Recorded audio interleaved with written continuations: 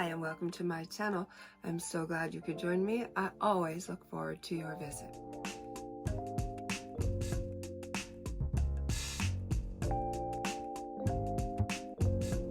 In today's video, we are going to reveal my September reading list. Do you love lists as much as I love lists? Do you compile a written list, or do you have a mental list in your head that you keep? I keep both, but I much prefer the method of pen to paper, because then for sure I won't forget anything, and I like the satisfaction of crossing things off my list and seeing that I am getting things accomplished. So if you like lists and lists seem to turn you into a mover and a shaker, then comment below and let me know what is on your reading list. I would love to know the answer to that question. For my month of September, I don't have a huge reading goal set up for myself, because I am reading It by Stephen King. This is the first day that I will begin reading this novel, and I'm definitely going to have to set up some sort of time management so that I can get this in. Even though I am giving myself all of September and all of October to read it, I am hoping not to take it that far, because I am definitely a mood reader and I want to get as much of the Halloween type of vibe in as I can while I can. All right, so if you would like to read Stephen King with us, there's a couple of us reading it. It's very simple. All you have to do is click on the arrow in my description, go to the section where it is labeled Discord, click on the link, and boom, easy peasy, you are in.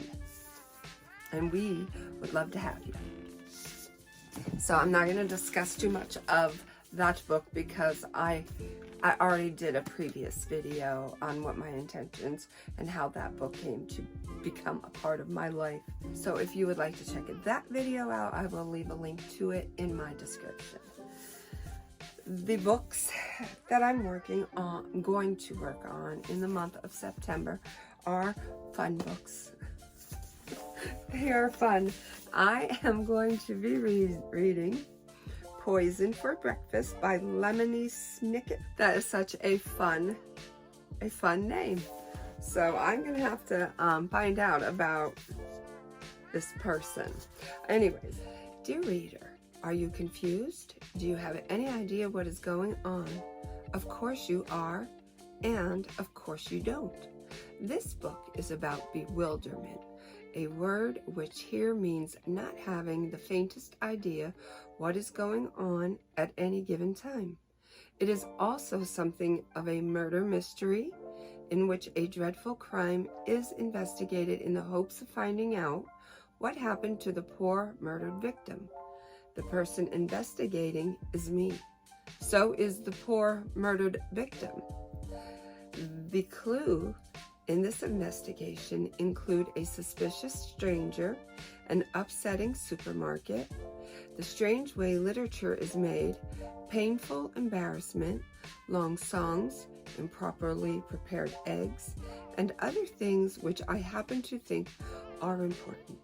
Some people might call Poison for Breakfast a book of philosophy, and hardly anyone likes a book of philosophy.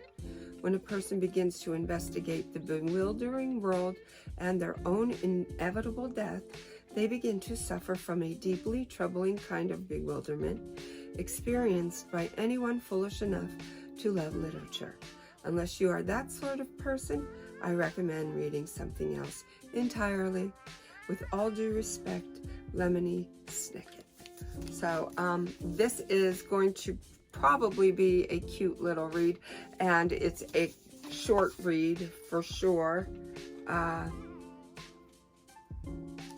And it looks like there is only 12 chapters, and chapter 13. How lovely for it to end on a chapter 13.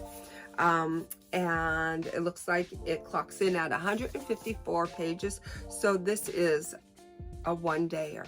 Not for me, but for most of you out there, you can have this accomplished in one day. And oh, what fun that will be. I just know it.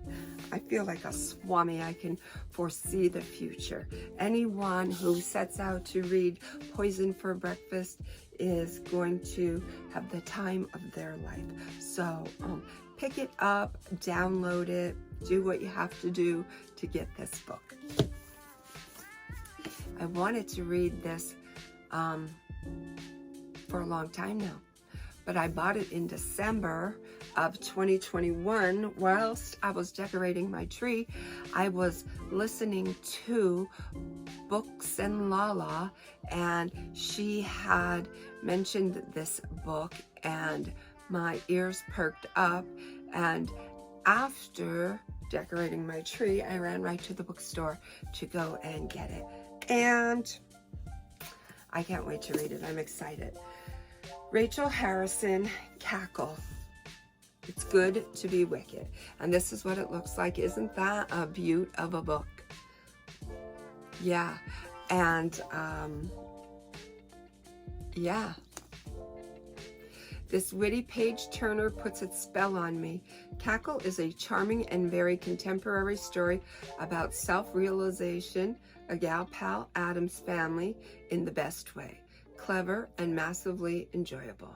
Cackle is an all too relatable story about finding your inner strength even when you're at rock bottom. Ooh, I love those stories. I love women who are strong, and I love anyone who has hit rock bottom and pulled themselves out of the trenches and carried on. I love a survivor's tale. So this is going to be the book for me. How do you like that? December 7th, 2021. That is my sister's birthday, and that is the day that I decorated a tree. Even though it does not say that, I know that in my head. Okay. All her life, Annie has played it nice and safe. After being unceremoniously dumped by her longtime boyfriend, Annie seeks a fresh start. She accepts a new teaching position and moves from Manhattan to a small village upstate. She's stunned by how perfect and picturesque the town is. The people are all friendly and warm. Her new apartment is dreamy too, aside from the oddly persistent spider infestation. Oh, so there's a thing. Then Annie meets a Sophie, beautiful, charming, magnetic Sophie, who takes a special interest in Annie and wants to be her friend. More importantly, she wants Annie to stop apologizing and start living for herself. That's how she lives. Annie can't help but gravitate toward the self-possessed Sophie and starts to spend more and more time with her, despite the fact that the rest of the townsfolk seem a little afraid of her.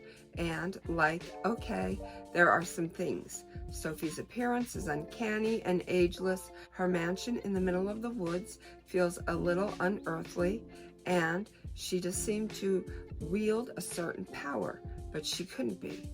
Could she? So every word of this little snippet has spoken to me, and I am on board with that one. And the last book that I would like to read in the month of September is a book that I am going to keep by my side for 30 days until I know it like the back of my hand. It's going to go to work with me. It's going bye-bye with me. It's sitting at the dinner table with me. It's just going to become a part of me for the next 30 days in September. And that is 28 Days of Clean Eating, the Healthy Way to Kick Dieting Forever, from the creators of New York Times bestseller, Clean Eating Made Simple. So, aside from books, I am heavily into nutrition too. So I am going to be keeping this by my side. It's going to be my best friend for the next 30 days. It says 28 days in there, but I'm going to carry it for the 30. And all throughout the month of September. I'm just going to be peeking inside, taking looks, learning additional information. The beauty in this is it's two loves of mine combined in one. It is a book, and it is a book on nutrition. So I am really looking forward to carrying this around and seeing what it's about. I have decided that's what I'm going to do once a month. In addition to the books that I am reading, I'm going to take a book off of the kitchen clean eating bookshelves and pull it down and carry it with me and see what manifests from it. That's my video for today. Stay tuned for my book review of Dante's Inferno. That will be coming up in a very near future video, and I will give you all of my thoughts on what I thought about that book. And until then, know that I love you. Be well, be good, and be reading.